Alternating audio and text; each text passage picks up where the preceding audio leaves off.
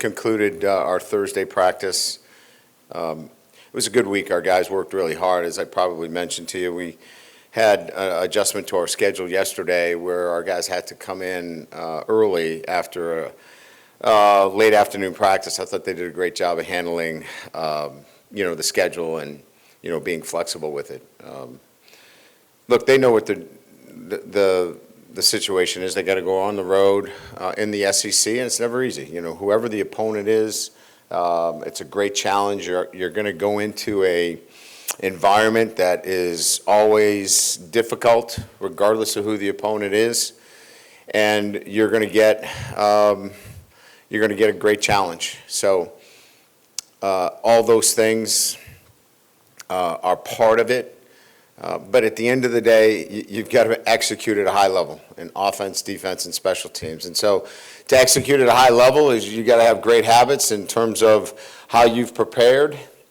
And I think our guys are doing a much better job of understanding that preparation is one thing, but now you got to go play. And playing is, the ability to execute at a high level and play your best when your best is needed. So we're going to need that against a really good South Carolina team. So with that, we'll open up to questions. Hey, Brian, you said yesterday how Whit Weeks can't be in a platoon situation. So what does that mean for Harold Perkins moving forward? Look, they all have to play, right? I mean, so we have to be able to be creative with our defensive structure. And, Blake understands that, and that's a good thing for us, right? I mean, I think we understand that we've got some position flexibility. Witt's played some Mike linebacker.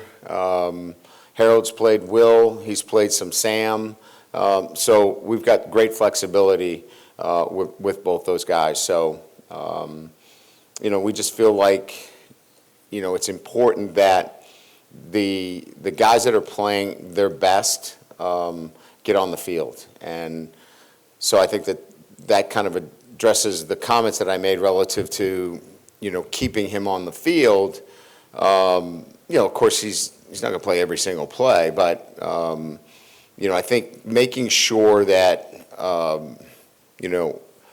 we have the position flexibility and the utilization of not being afraid to move people around to get your best players on the field.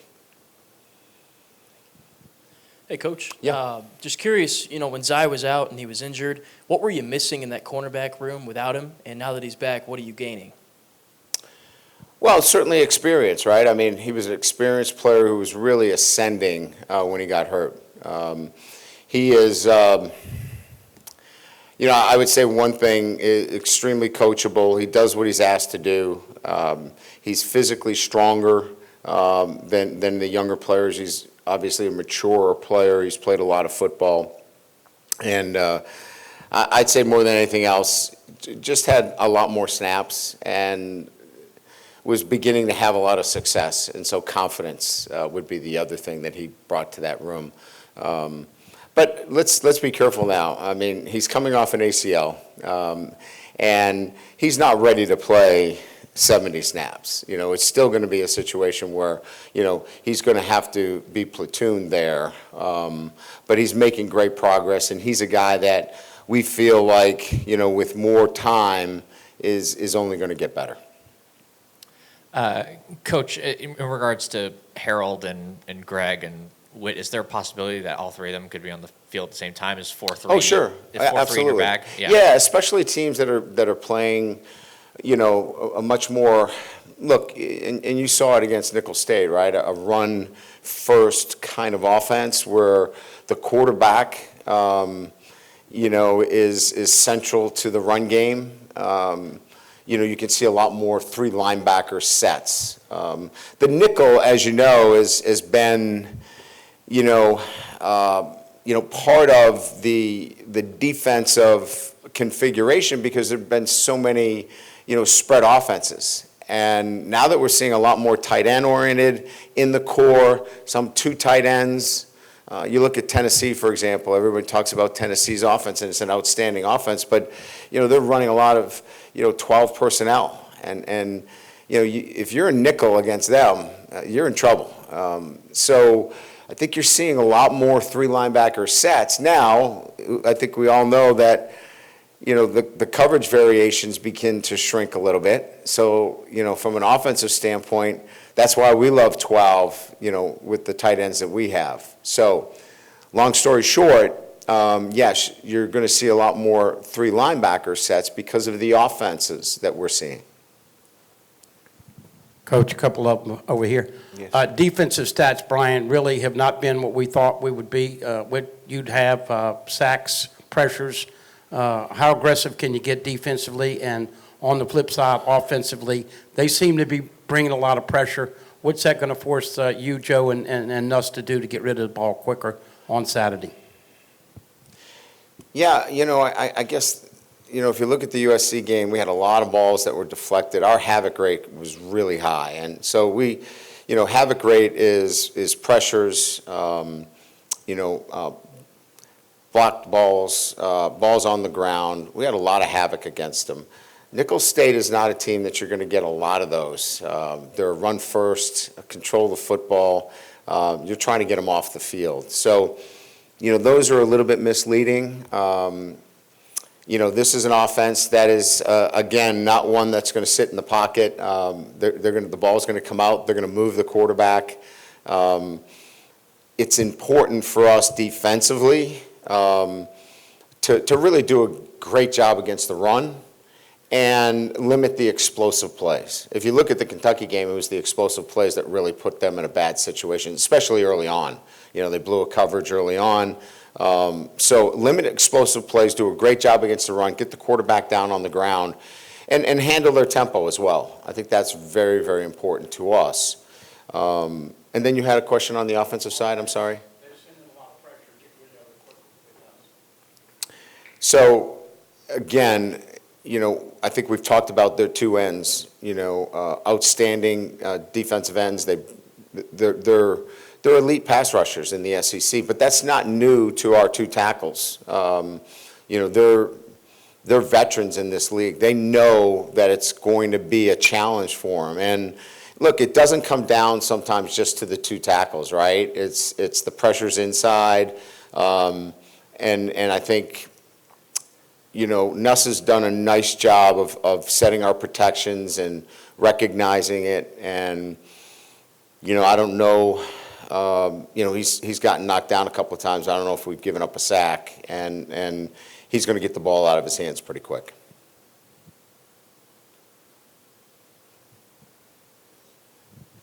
Hey, Coach.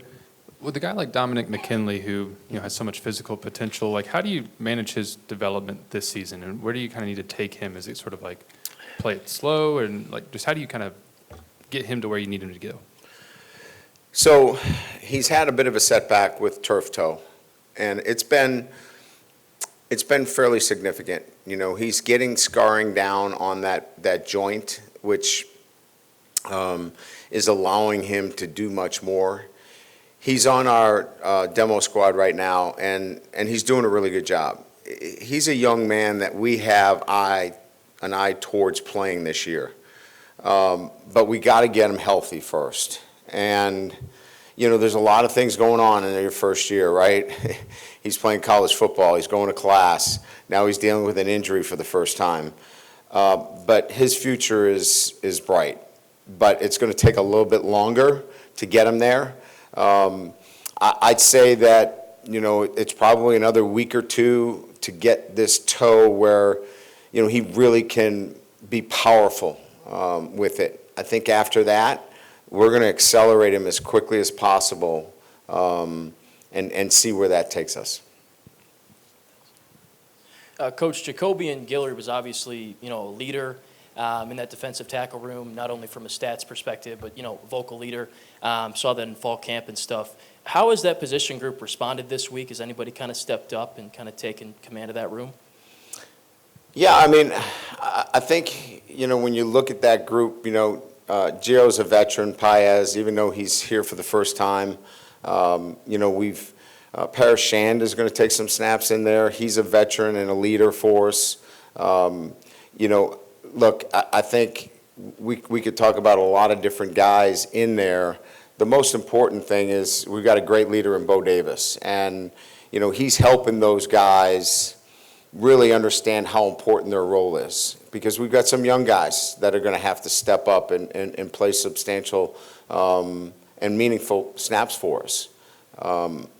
Whether it's Sean Washington or Ahmad Bro, Jalen Lee, there's a lot of guys that are going to have to play, and they don't have to play 30 snaps. We're talking about 12 to 15 snaps apiece, but be really effective. And a combination of all those guys, and I think Bo has done a really good job of making sure that each one of them knows they're important, and each one of their snaps has got to be really, really top-notch.